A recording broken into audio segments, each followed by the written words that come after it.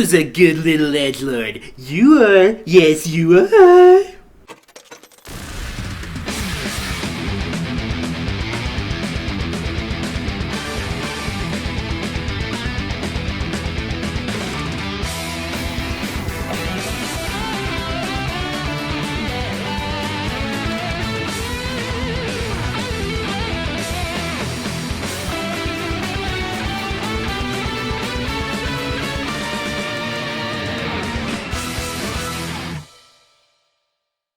When it comes to games, enemies exist for a reason.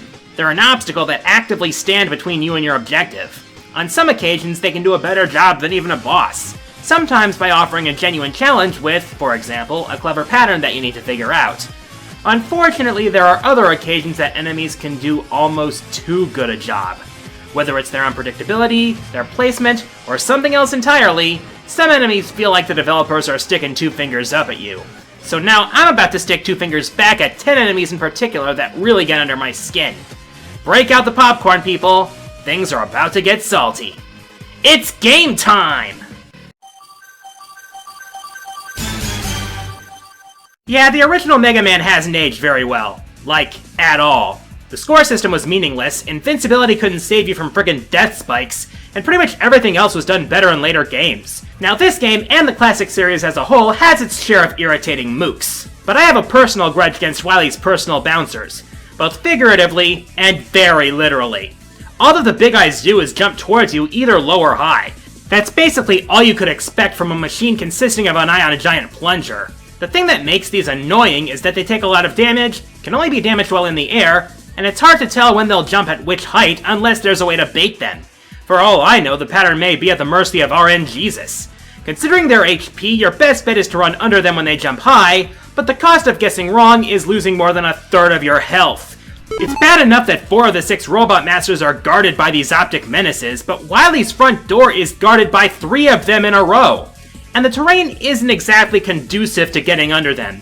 And it seems that even the developers knew that this enemy was a pain, given that in later games, similar enemies are easier to defeat and avoid. At least Capcom has shown that it can learn from past mistakes. Kinda sad though that it's taken them a while to remember that.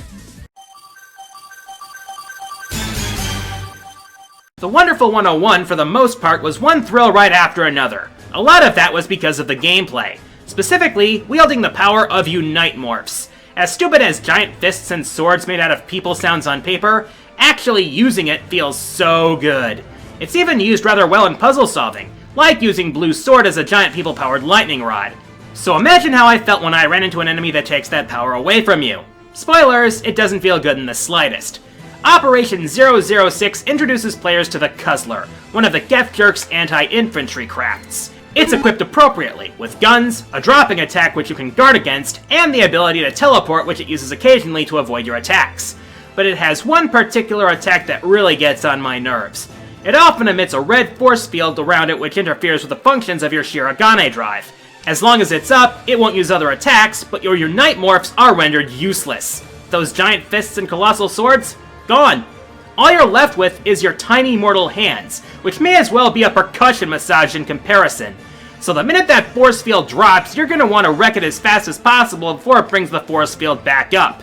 And remember, while it's up, it won't do any other attacks, so while it's alone, all this attack does is waste your time. It's even worse when there are other enemies in the area because they can attack you while you're essentially declawed. Ability loss is bad enough, but when you put the ability to take away your power in the hands of an enemy that isn't even a boss, that gets on my nerves. I just want to give this thing one big Unite flip-off! Metropolis Zone, the most infamous level in Sonic 2. Aside from being the only zone in the game with 3 acts, which wasn't originally intended by the way, it's been known to make plenty of players rage. Not so much because of platforming bullshit, but mainly due to what players have described as the unholy trinity of badniks. Asterons and Shellcrackers are bad enough, but then there's the Slicers. Many badniks, particularly in the 2D Sonic games, tend to be minor obstacles at best, placed to bring your going fast to a screeching halt. Yeah, some of them do attack you, but oftentimes their method of attack is where they're placed. The Slicers are decidedly more than that. Their main method of attack is throwing their mantis claws at you like a boomerang. True, they're defenseless until the claws return, but chances are you'll be ringless by that point. That in itself is bad enough, but making things worse is the fact that they seem to be placed in just the right spots to achieve optimum annoyance. Probably the worst is that one slicer in Act 3 at the top of this one shaft lined with angled spring bumpers. Unless you know exactly where to start your ascent, you won't see it coming in time to avoid it. Just like that, boom, you're taking a hit. Oh, and to add insult and insects to injury, they came back in Sonic 4 Episode 1 to add that little bit of salt to Mad Gear Zone, which is just a watered-down Metropolis zone. At least in Sonic 4, you've got the homing attack. Satisfying as hell.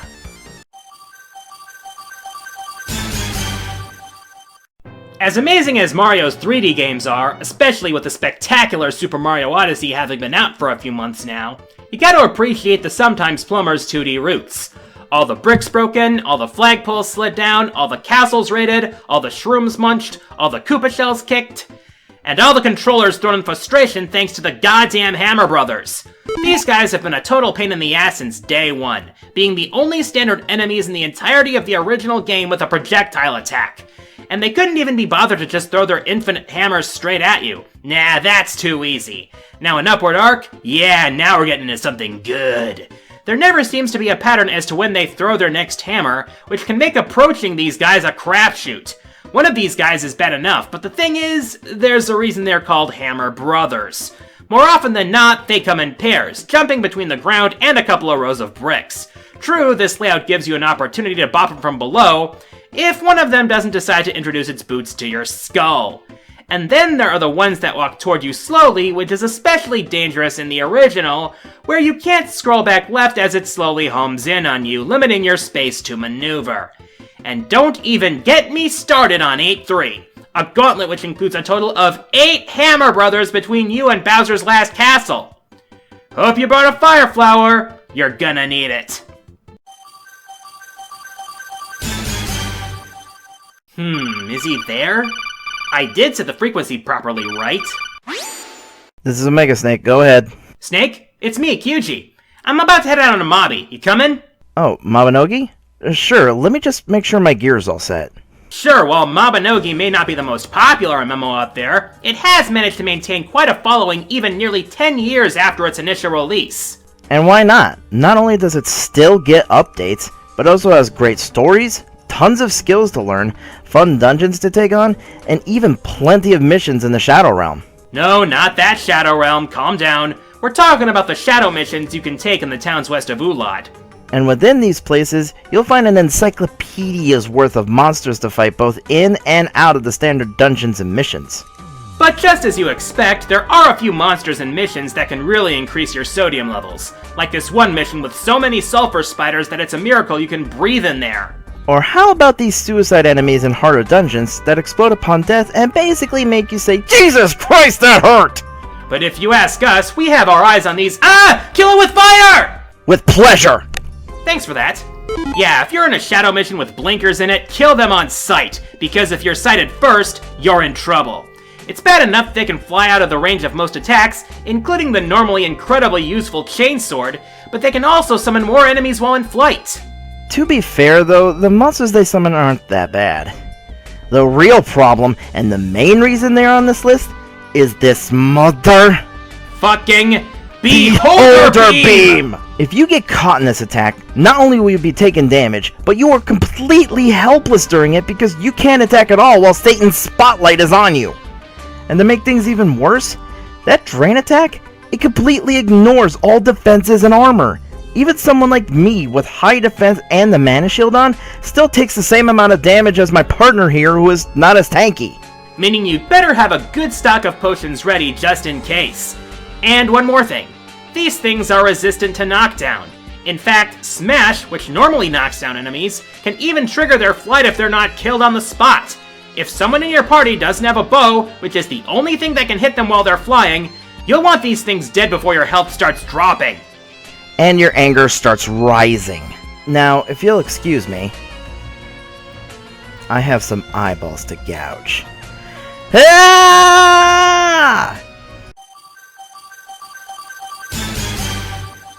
So, you want to be a Vault Hunter, huh? Well, kiddo, the first thing you should know is that the Wastes of Pandora are unforgiving as hell. Not only are you going to be up to your neck taking on legions of bandits, robots, and the henchmen of twisted corporate masterminds, some of which have a sadistic streak as wide as their sense of humor, but the native fauna are nothing to sneeze at either. You've got the dive-bombing racks, stalkers that turn invisible as long as their shields are up, and the bullymongs that prowl the tundra. But if you ask me, my main source of aggravation comes from a certain tentacled creature. You don't even need to have seen any hentai to know where this is going. Threshers of any kind can be a pain with the kinds of attacks they can do with their tentacles and their ability to move underground. But in particular, wormhole threshers drive me nuts. For one thing, not only are they durable, but their spiky hide can cause damage to the touch, which is bad enough when they get up close and personal.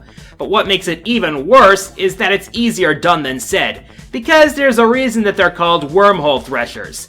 They can make a wormhole that pulls you in, and when they do, not only are you subject to painful skewering, but you're a sitting duck for any other enemies that may be nearby. I have been in situations where a wormhole thresher in a bad place has brought me from full health to fight for your life status in 10 seconds flat. There are two counters, however.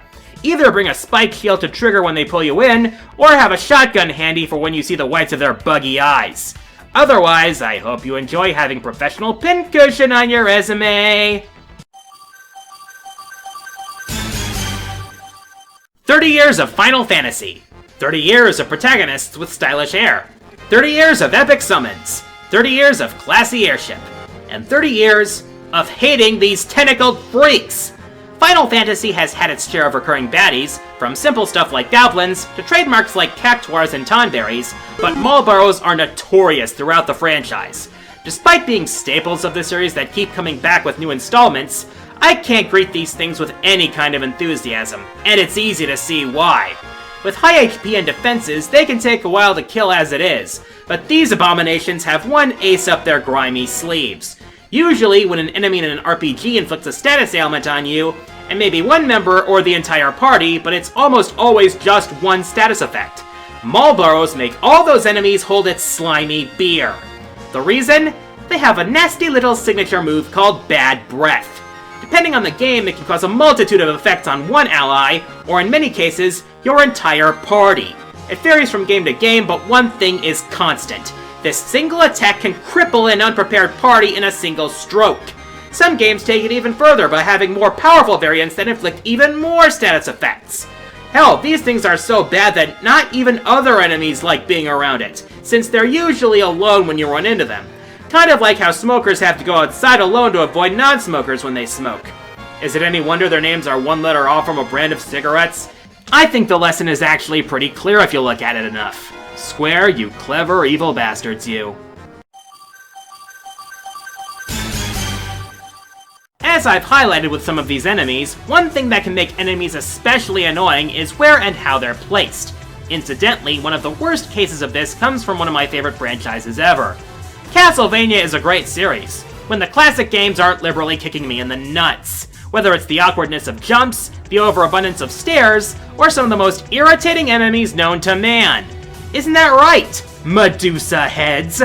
These things are infamous for the number of lives they've taken away from players, because despite an incredibly simple pattern, they have an infuriating tendency to catch people off guard. On their own, they can be taken out fairly easily, when there's nothing but them in a continuous stretch of unbroken ground. Unfortunately, such situations are few and far between. More often than not, they're in a place where there's more things to worry about. One of their favorite places to hang out in is in towers, where there is an abundance of small platforms which, combined with the amount of space Medusa Heads cover, and the borderline unfair level of knockback, adds up to the likelihood of an early grave. In Castlevania 3, a certain type of platform is introduced that spins when you jump on it, sometimes with spikes on the underside. Guess what goes especially well with that? Yup, fucking Medusa Heads! You know what else goes swimmingly with Medusa Heads? Other enemies that are decidedly more resilient. Remember that hallway? Yeah, I'm sure some of you do. Trying to dodge the axes of Axe Knights, while trying to deal with Medusa Heads, and trying to kill the Axe Knights, has caused so many game overs that a lot of people have actually rage quit at this part. All because of these enemies being at the wrong place at the worst possible time. And remember, their pattern is a sine wave. I am getting my ass handed to me by math. Okay, smartass, here's an equation for you. Simple movement plus irritating placement times deadly knockback equals fuck you! While modern gamers may hear the name of Ninja Gaiden and think ball-bustingly hard 3D hack and slash, retro gamers may hear that name and think of the ball-bustingly hard 2D platformers on the NES. Ninja Gaiden actually did quite a bit for the early days of gaming. What with being one of the first NES games to feature detailed cutscenes to flesh out the story, well-defined platforming mechanics, and a level of difficulty that requires ninja-like precision appropriately enough, especially in the later levels of each game in the trilogy. These games are unforgiving, to put it absolutely lightly, thanks in no small part to the game's enemies. But with all the demons, soldiers, and ninjas you have to fight your way through, you'll probably lose the most lives to goddamn birds. Anybody who's played these games are likely screaming in hateful rage of these fucking falcons. They have some similarities to Medusa Heads, particularly in regards to being placed in proximity to other enemies for maximum pain, and also being especially dangerous when in the general vicinity of bottomless pits, where they can quickly make your life bar look like a fancy deception. But what makes them even worse is that unlike Medusa Heads, the falcons come straight for you as if you're already a carcass waiting to be plucked clean. And they will pursue you without pause and without mercy until either you or they are dead. And they are fast, meaning if your timing is even the slightest bit off, consider your ass grass. But I haven't even gotten to the worst part yet. Because of how spawn points work in the Ninja Gaiden games, if you have to walk even the slightest bit backwards when trying to deal with an enemy, a new one will be waiting the second the spawn point scrolls back on screen. Which means once you defeat a falcon, there's a good chance that another one will be coming for you almost immediately. And don't get me started on areas where there are multiple falcons, which can turn an already difficult area into a goddamn nightmare. If you see these feathered fiends, you'd better be properly equipped, or you'd better get used to hearing that death jingle.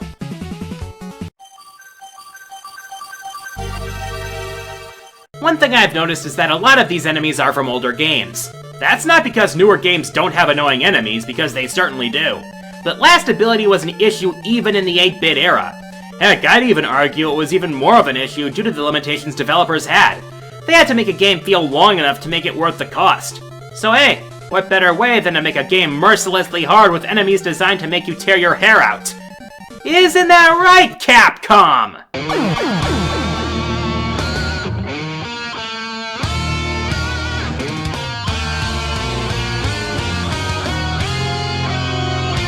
Look, we can talk religion all you want, as long as you don't start advocating committing unspeakable horrors.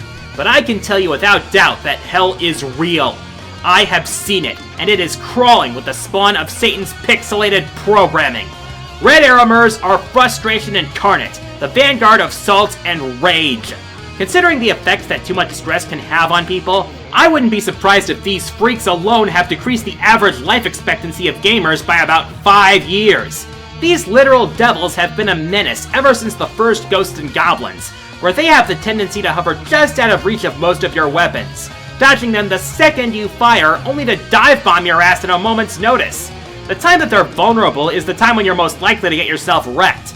And in a game where you're never more than 2 hits away from a pile of bones, is that a risk you want to take? Oh wait, you pretty much have no choice. If you try to run, they'll follow you to the ends of the fucking earth until someone dies. Oh, and as if that weren't enough, they have a hierarchy. Red Arremer Kings, Red Arremer Aces, Red Arremer Jokers, and each one is worse than the last. Hell, by the time Ultimate Ghosts and Goblins came around, they've learned how to use Seismic Toss. Look, there's frustration, there's overkill, and then there's everything these guys have cost you. Lost armor, lost lives, lost continues, lost sanity, lost will to live, lost fucks to give, all at the hands of these godforsaken freaks! Hope your precious princess is worth it. I'm the Quarter Guy, and everyone who's familiar with these games knows exactly how aggravating the Red Arremers are. In fact, I can almost hear the screams of rage from my apartment right now. And how does Capcom punish this madness? One of them gets his own spin-off series and a spot in Marvel vs. Capcom. You can no longer convince me that karma is real.